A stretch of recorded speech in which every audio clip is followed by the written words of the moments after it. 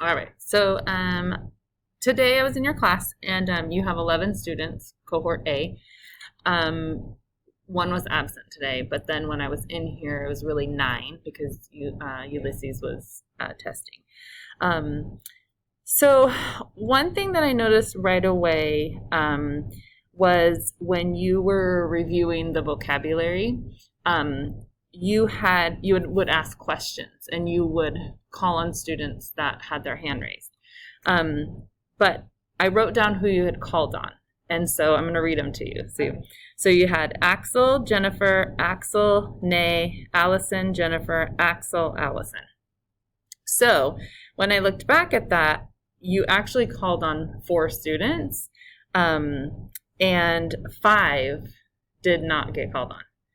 So what are some things, or do you have an idea of ways that you can actually draw in more student participation?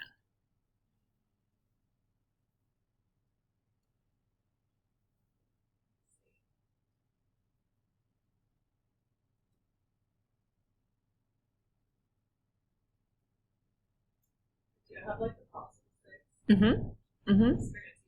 Yeah. Yeah.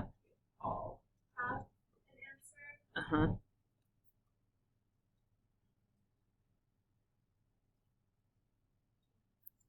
Yeah, and popsicle sticks are great. One thing I noticed, I was kind of in the back, right? So I'm by Manuel and Leo and Daniela. And it's almost like I could get the sense that they knew they weren't going to get called on. So they really, I mean, I don't know that they were actually listening, but I know that they were not like participating with you. So that's one way. Another thing that at a different school, one of the teachers had printed out like the kids' emojis or faces or something. And so I was like, oh, that's cute. Are you going to use those to call on kids? And he was like, oh, no, but that's a great idea. So if you wanted to do something, like more engaging, you could do that. But popsicle sticks are a great way to start. And the kids know. And also when you pull them, put it back in. So they think, oh, I've already answered, I can check out. And so I would really encourage just starting to use them as much as you can. Put them on your desk so that you can see them. But you do have kids that know if they don't raise their hand, they're not going to get called on. Yeah. The only thing that we struggle with at the event, she, like, for example, math, like, she won't say it. Like, she's very, very, very shy. Like, super shy. So she won't, like, if she says it, she whispers it, and I have to, like, run over to her and, like, literally, like, in my ear kind of thing. So what I do is sometimes I'm like, oh, you can raise up the number, so you can answer with your fingers. Yeah. So she'll do that. I haven't really done the whole, like, literature part for her. Like, Yeah. Like, have you thought about, like, giving her, like, a cue? Like, Daniela, I'm coming to you next. Or going over and saying, I'm going to call on you next.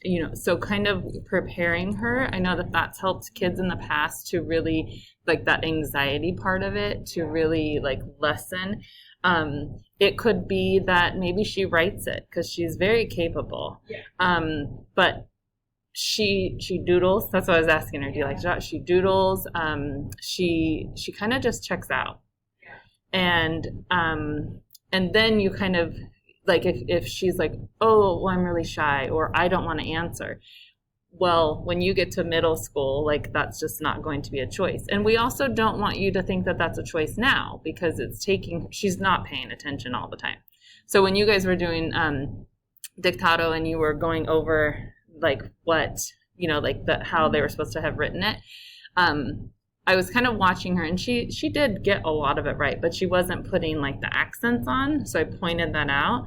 But I feel like, too, she might think, I already know this. And so kind of, I would keep thinking out ways to keep drawing her back in. With the 3 in the back, I was actually thinking about a different seating arrangement. I don't know, do you have a reason, like, as to why you have this one? Yeah. So well, Emma helped me Mm-hmm. organize them. Mm-hmm. We knew Yeah. personalities Yeah. wise. Axel, closer to me, just Mm-hmm. because he's, like, Mm-hmm. gotta remind him to stay. Yeah. Like, on task, or, like, a little slow sometimes. Mm-hmm. Let's see. She put them close, like, this way more for personality. Manuel, he's, like, on things, like, at all times. Like, he will do it when I say it. Like, for example, like that, he's always knows the answer. Mm-hmm. Leo, also, like, he's quiet, but, like, well, Jennifer, she's hard with translation. Mm-hmm. Mm-hmm. Um, Yeah. So I've actually seen the opposite for Leo and Manuel when I'm in here. We talked about the testing from Manuel. He did a lot better today, but I remember like I would have to keep going proximity to him because he would kind of just stop. One thing that I noticed, so when you had the students get their papers out for reading, so you had started reading at 12:40 and you still had 3 kids getting their papers out, which Ulysses, he came in, right? So he pretty much had his paper out, but Leo and Manuel, they couldn't find their papers. And Manuel's watching, like kind of like looking for a cue, like what am I looking for? So he ended up, Leo got his paper out. It took about 2 more minutes. But when you were reading the whole time, Manuel never had a paper. And he actually just kind of sat there. So I asked him later before they were going home, where's your paper? And, and he said, oh, I left it at home. And I said, well, what could you do, if you don't have something? And he kind of was quiet, and I said, could you raise your hand? And he said, yes. And I said, did you feel bad that you didn't have it? And he said, yes. So he was embarrassed, probably, that he didn't have it and everyone else did. And so what are your thoughts about, at this point, now that you know them, like, do you feel that this is like where you want them? Do you feel that you can change it? You like it?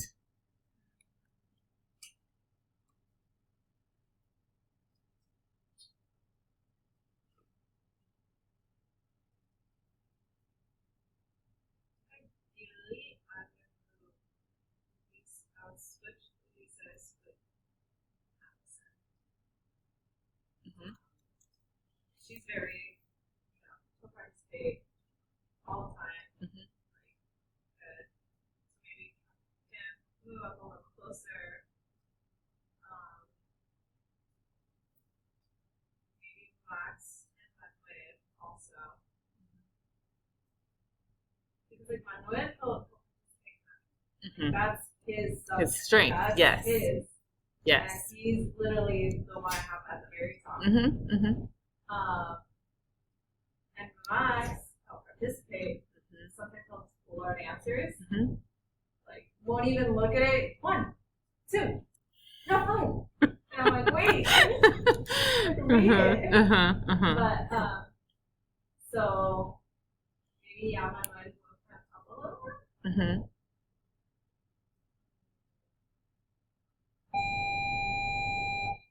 Good afternoon.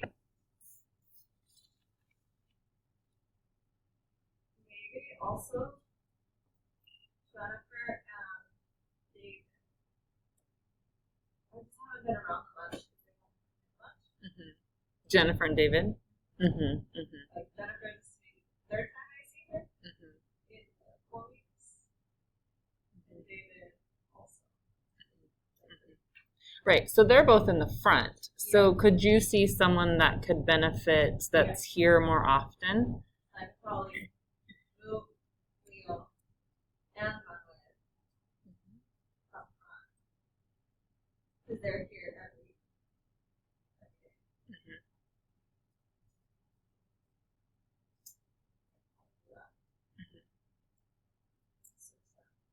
Yeah. And what do you see as the benefits by moving them up front? I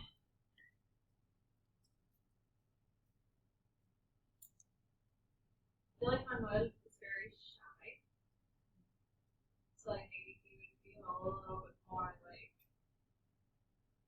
he has that more attention, I guess, Mm-hmm. and Leo too. Yeah, they're pretty comfortable back there. Yeah. Yes. Uh-huh. Uh-huh. And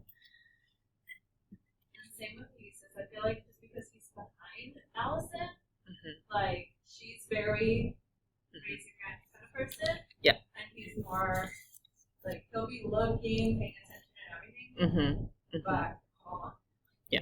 participate as much. So Mm-hmm. I feel like he's in a way hiding behind Allison. Mm-hmm. Like using her as like a little like Yeah. behind her. Yeah. So if it's switching around. Yeah.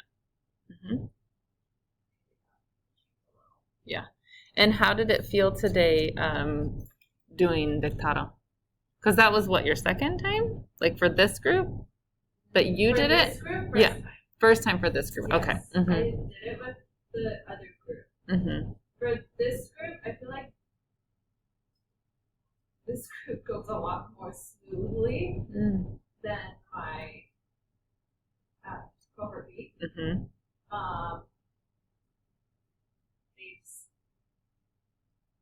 They're like able to write faster. Mm-hmm. So comparing the two, I think this one went the best Mm-hmm. out of Mm-hmm. the other ones. Yeah. You had all students were engaged. The entire time that you did dictato, they were all engaged. They were all writing. I mean, they were listening. Not all, but most of them were responding when you'd ask for them to repeat.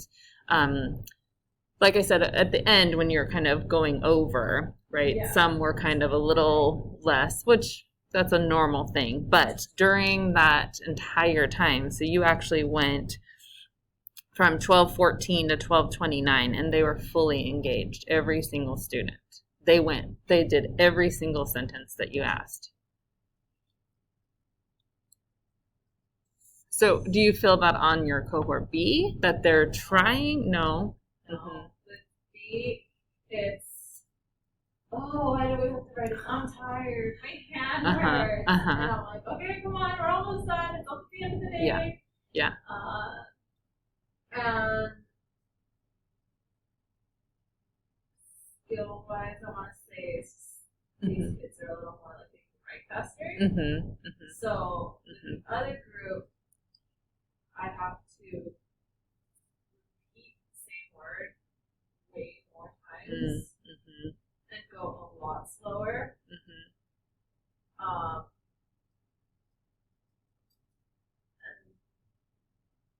like with Dylan, last week I couldn't get him to write a single like he wrote one word and would check out, and I'd go stand next to him and be like, oh, remember this is the next word. Like, oh, I would whisper it to him between while the other ones were writing, and he would just like start to kind of want to write. Yeah. Is he lower abilities wise, or I don't know him because I'm not here, but yes, he's lower. The thing is, because I was talking to Greg about him last week. It's like, I don't know what to do. How can I get him engaged or like just anything at all? Like he'll sit there and like I'll ask him questions and everything, but like I'll even ask him, like I'll purposely ask him like the easier ones, for example, like 1 plus 2 or things like that, and he'll just look at me and go, and I'm like, come on, if you have 1 and 2 and I put them together, and you have